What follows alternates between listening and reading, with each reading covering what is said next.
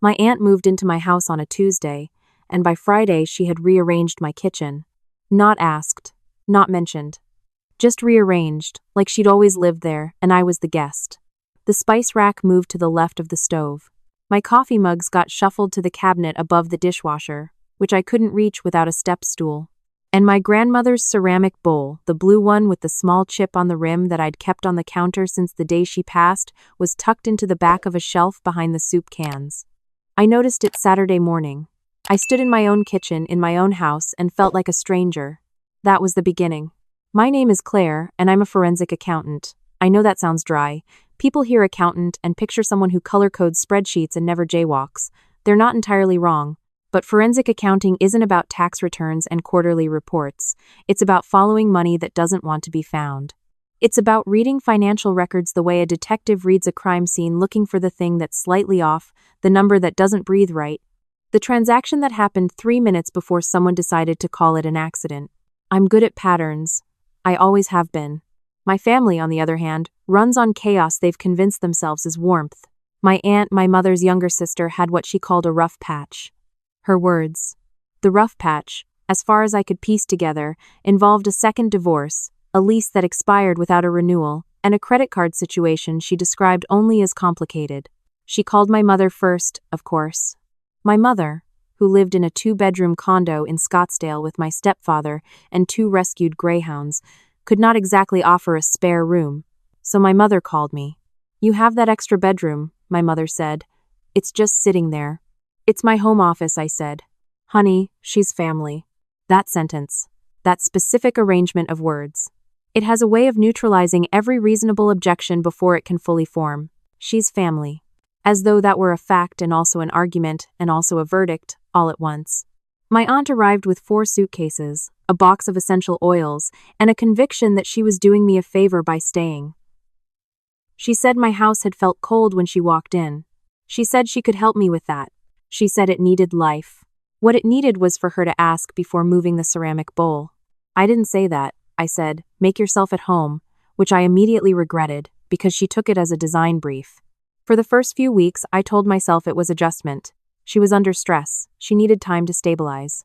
I worked long hours, late nights, tracking financial irregularities for a federal contracting case, and she was there when I got home, usually on my couch with a glass of wine and one of my streaming subscriptions pulled up on my television. She never offered to help with groceries. She never asked about my day, but she always had opinions about it. "You work too much," she'd say. "You're going to burn out." She said it with genuine concern, which was somehow worse than if she'd said it coldly. My cousin, her son, 31 years old, between jobs in the way that had become a permanent condition, started coming by on weekends. Then weekends became Thursday evenings. Then Thursday evenings became whenever he felt like it, which was most days. He would eat food I hadn't offered, use my Wi-Fi without asking, and fall asleep on the couch in a way that suggested he was considering it a second option. I mentioned it to my aunt, gently, the way you mention something to someone you're trying not to antagonize. I said I needed the house to be a little quieter. I said my work required concentration. She looked at me with wounded eyes. "He's my son," she said. "You want me to tell my son he can't visit his mother?" That wasn't what I said, but I'd learned early that in my family, what you say and what gets remembered are rarely the same thing. My mother called the following week. She'd heard I was being difficult. "I wasn't aware I was being difficult," I said. "She's going through something," my mother said. "You have to be patient." I said, "I am patient. I'm also a person with a job and a mortgage and a guest who has now been here for 6 weeks with no conversation about a timeline." There was a pause on the line. The kind of pause that means your words were heard but are being quietly filed under overreaction. "She just needs a little more time to get on her feet," my mother said. I hung up and went back to the federal case file I'd been trying to finish for 2 hours. The shift happened gradually, the way temperature changes in a room you don't notice until you're already cold. My aunt stopped treating the house like a guest space and started treating it like hers. She gave my cousin a key. She started receiving mail. She told a neighbor she was staying indefinitely with my niece, which the neighbor relayed to me with cheerful innocence at the mailbox one morning. I stood there with a credit card statement in my hand and said, "I see." That night, I sat at my dining table, which now had a centerpiece my aunt had bought without asking, and opened a spreadsheet. Not for work. For the house. I listed every shared expense since she'd arrived, Every utility uptick, every grocery run I'd covered, every subscription quietly added to my account. I do this because numbers don't soften things. They just tell you what's true. The number was significant. I didn't confront her with the spreadsheet. I brought it up carefully, in the kitchen, on a Sunday morning when she was in a good mood and the coffee was fresh. I said I thought we should talk about contributions. About timeline. About what the next few months look like. She set her mug down with the kind of precision that means someone is choosing their words. I thought you understood, she said. I'm in a difficult position. I understand that, I said. I'm trying to find something that works for both of us. I'm your family, she said. Not a roommate you invoice. I said I wasn't invoicing anyone. I said I was trying to have a practical conversation. She left the kitchen. She went to her room, my home office, which now had a diffuser on the windowsill and a quilt I didn't own draped over the chair, and she didn't come out for most of the day. When she did, she was pleasant again, in that surface-level way that means the conversation has been reclassified as an attack and filed accordingly. My mother called 2 days later. You hurt her feelings, she said. I asked what I should have said instead. There was another pause. The situation clarified itself about a month later, and not in a way I could have anticipated. I was reviewing financial records for a separate case, a small business owner who believed a family member had been skimming from the accounts. Standard work. I run these cases often, and they follow patterns. Money missing in irregular increments.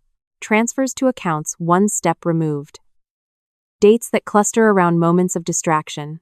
I was logging into my personal bank account to check a direct deposit when I saw it. A charge I didn't recognize.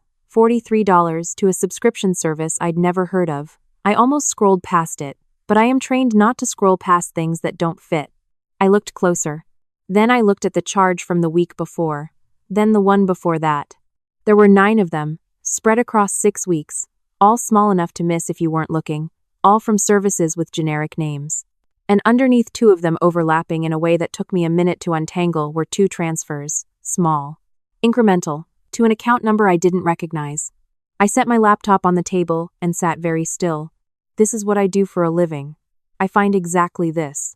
And it had happened inside my own house, on my own accounts, by someone who had been given proximity and mistaken it for permission. I didn't react. That's important to understand. I am not someone who reacts. I assess. I document. I verify. I spent the next 4 hours pulling every statement from the past 3 months. I cross-referenced dates against the timeline of my aunt's arrival. I identified the access point she had asked to use my laptop once to check her email, and I had stepped out of the room. Once is enough, if you know what you're doing, and she apparently did. By midnight, I had a file. Documented, organized, printable. I called my attorney the next morning. Not a family friend, not a mediator, my attorney, the one I keep on retainer for professional matters, a woman named Dana who has the kind of calm that only comes from having seen everything twice. She listened without interrupting. When I finished, she said, "You have enough for a police report.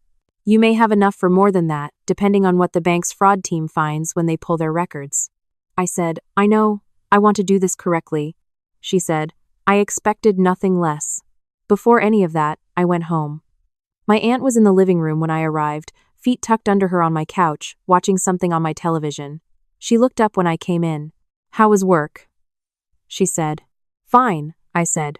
"We need to talk." She muted the TV. She had the look of someone who had prepared for a conversation like this, which itself told me something.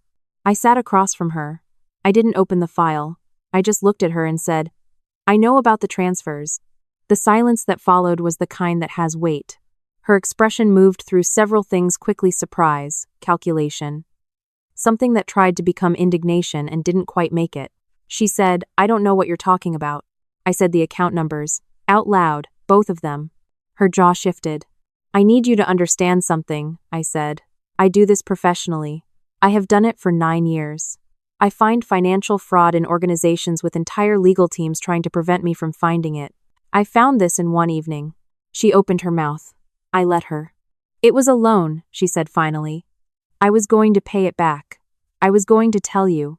"A loan you didn't ask for," I said. "I was going to tell you." She said it again, like repetition made it true. I said, "You had my credit card information. You had access to my laptop. You have been in my home for 4 months.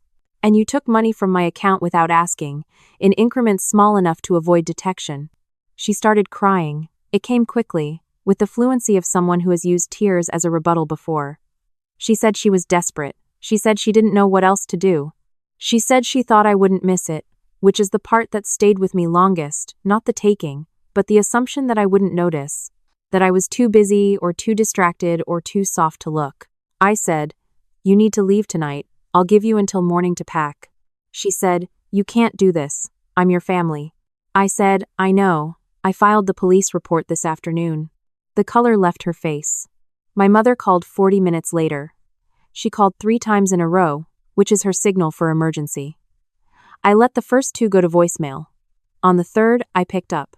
"She's family," my mother said, before she'd finished saying hello. "I know," I said. "You can't call the police on family." I said, "I can." I did. There was a long silence, and in it I could hear my mother rearranging the story. The way she had always rearranged things, moving facts, the way my aunt had moved my spice rack, putting them where they were easier to live with. "She was going to pay you back," my mother said. "Maybe," I said. "But that's not how it works. You're going to ruin her life over a few $100s.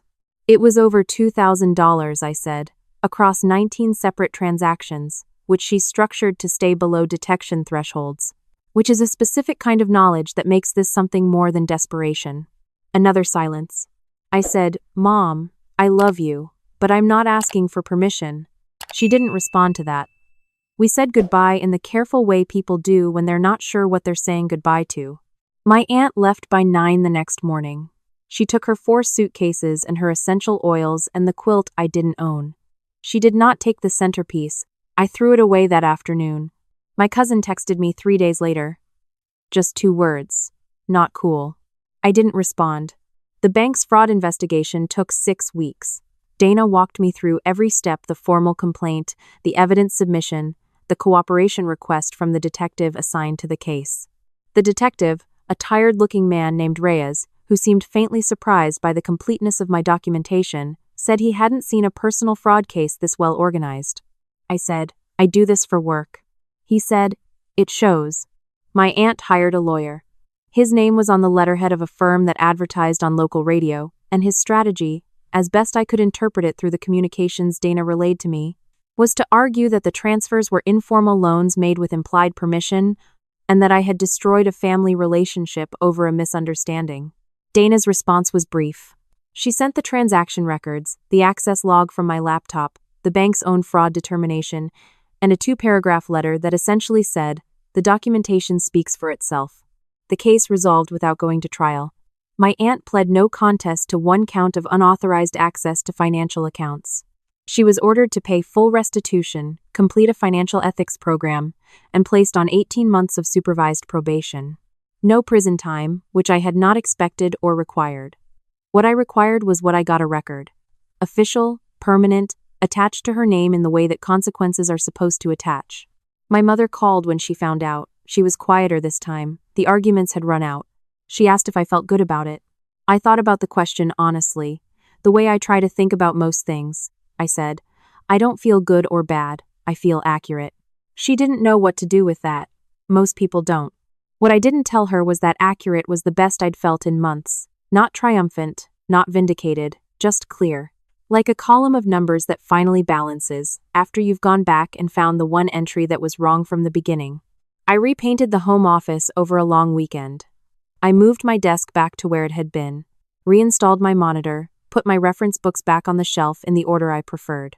I found my grandmother's ceramic bowl at the back of the cabinet, behind the soup cans, just where it had been left. I washed it and put it back on the counter. I stood there for a moment looking at it, the chip on the rim, small and familiar, right where it belonged. My friend Denise, who had listened to the entire 4-month arc of this story in fragments over lunches and texts, asked me later how I felt about my aunt. Whether I was angry? I thought about it. "Not really," I said. She made a calculation. She thought proximity was the same as permission. She thought I was the kind of person who wouldn't look closely. She was wrong on all 3 counts, and now she knows that. Denise stirred her coffee. "Most people would have tried to keep the peace," she said. I said, "I kept the truth instead. That lasts longer." She looked at me for a second. Then she said, "You're kind of terrifying." I smiled. "I get that a lot," I said. The restitution payments started arriving the following month, automatically, through the system the court had established. I didn't spend the money on anything particular. I put it back into savings, where it had come from. Numbers returning to where they were supposed to be. My mother and I talk every couple of weeks. We don't discuss my aunt. We have found, slowly and without announcing it, a version of our relationship that doesn't require me to absorb things I shouldn't have to absorb. It's smaller than what she wanted and more honest than what we had. I think that's the right trade. My cousin never texted again after that first message. I don't expect he will. My aunt, from what I understand, is living with a friend now. I don't know the details and I haven't looked. That's not my case file to open. Some mornings I come downstairs early, before the day has fully started, and I make coffee in the kitchen that is arranged exactly the way I arranged it. I put the mug on the counter next to the ceramic bowl, and I sit at the table with whatever I'm working on, and the house is quiet in the way that houses are quiet when they belong to you. Not cold, not empty, just mine. I think about what my mother said, that I'd ruined a relationship over a few $100s. I don't think that's what happened. I think the relationship was already built on a version of me that didn't exist.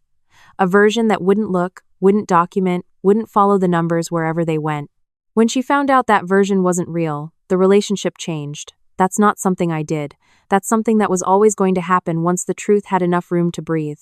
I work a new case now, a complicated one, involving a nonprofit and some creative interpretations of grant restrictions. It's the kind of work that takes months and rewards patience. I'm good at patience. I always have been. I follow the numbers. I find what doesn't fit. I write it down in a way that can't be argued with. And when someone tries to tell me I'm seeing things wrong, that I'm too precise, too cold, too unwilling to let things go, I remember what my supervisor told me in my second year on the job, when I'd stayed late 3 nights running to untangle a particularly knotted set of accounts.